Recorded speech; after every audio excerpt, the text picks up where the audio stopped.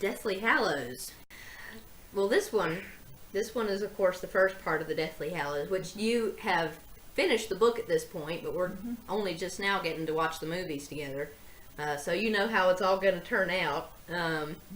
Yes. But it starts out quite darkly, and Harry is leaving the Dursleys' house, and they go on a chase with Hagrid, which of course results in the deaths of Hedwig and Mad-Eye Moody, who you like to call Mad-Eye Mooney.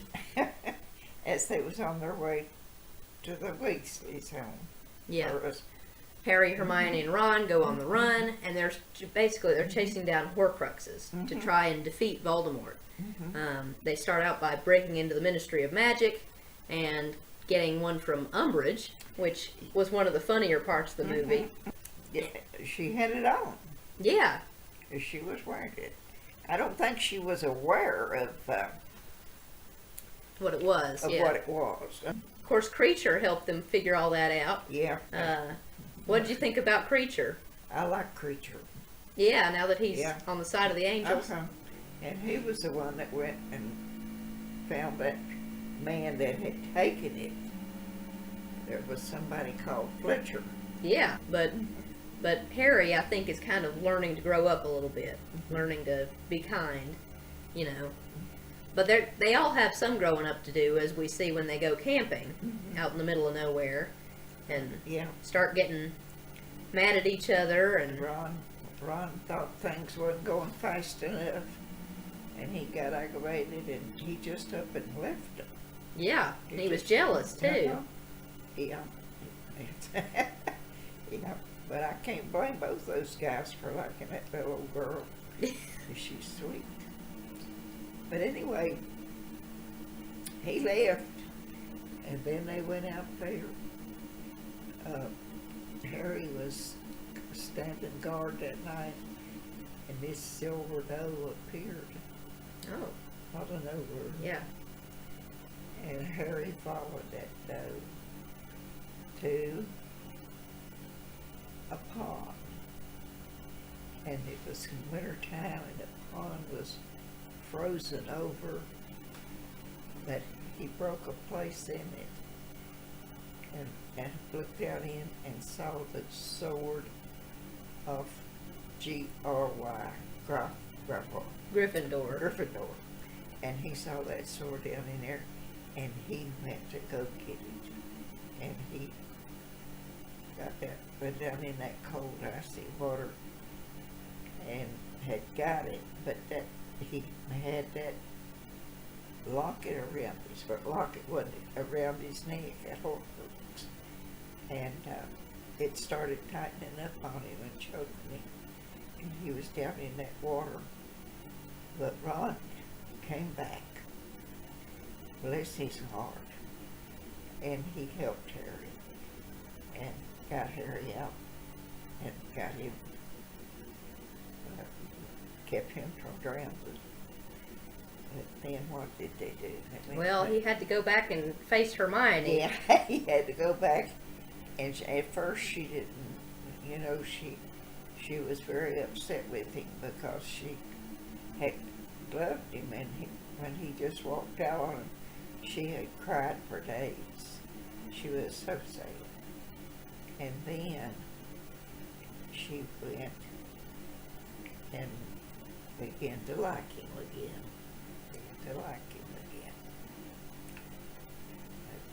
That's the way them things. Yeah. That's the way they. Well, he told her a whole story about how he felt her calling out to him. Probably made the whole thing up. Probably made the whole thing up. That's right. No, Dumbledore helped out with that, and that brings me to Dumbledore. Harry's had all through this part of the story not really sure whether he should trust Dumbledore. He was kind of questioning whether Dumbledore was as wise and all-knowing as he appeared to be previously. It was very easy for me to see how that he distrusted him, and one thing was because of his buddying around with Snap. Oh. Snap and Dumbledore were close, pretty close. And I didn't realize that for a long time. I didn't. And I still wonder about Snap telling Voldemort when Harry was going to leave the Dulcet place. Well, it is explained in the book that he was doing other things to try and help. But it does seem like there might have been some grounds to distrust Dumbledore. Now, Yeah. personally, I always thought Harry was being a complete idiot, not trusting Dumbledore, because Dumbledore had been there for him for the entire series, and that's kind of a part which the movie really doesn't address, is that Harry ultimately decides that he's going to trust Dumbledore, and that he's going to overcome this part of himself which just needs proof, needs physical evidence of trust, instead of just is willing to trust somebody because he loves them and because he knows that he is loved by them. So that was, I think, a key character development part of Harry's story that the movie left out, which really annoyed me. But apparently you were on Harry's side for that one, so. Yeah. Well, I guess I kind of been on Harry's side. Self-awareness has has appeared, ladies and gentlemen. You are on Harry's side. I think that pretty much describes it. And, of course, but speaking of another choice that Harry has to make, he has to decide whether he's going to go after the Horcruxes or the Hallows. And he's got to decide which he's going to try and chase down. And in the movie, it doesn't really show him making that decision. But again, that was a big part of the book, is, okay, am I going to try and destroy Voldemort, or am I going to try and increase my own power? And that was a moral decision which was left out. But you seem pretty fascinated by the whole story of the Hallows, the Elder Wand and the Resurrection Stone and the Invisible Cloak. They were all connected with those three brothers, weren't they? Yeah. Yeah, they was trying to get across a bridge. Yeah. Yeah. And each one of them had a request, and one of them had the Elder Wand, and one of them had the stone, and one of them had the book. And, well, I think they all ended up dead, didn't they? They did, but in different ways. Each item tends to symbolize a certain way of approaching and dealing with death. I mean, one decides that he wants to just kind of overpower it. That's a lot like Voldemort.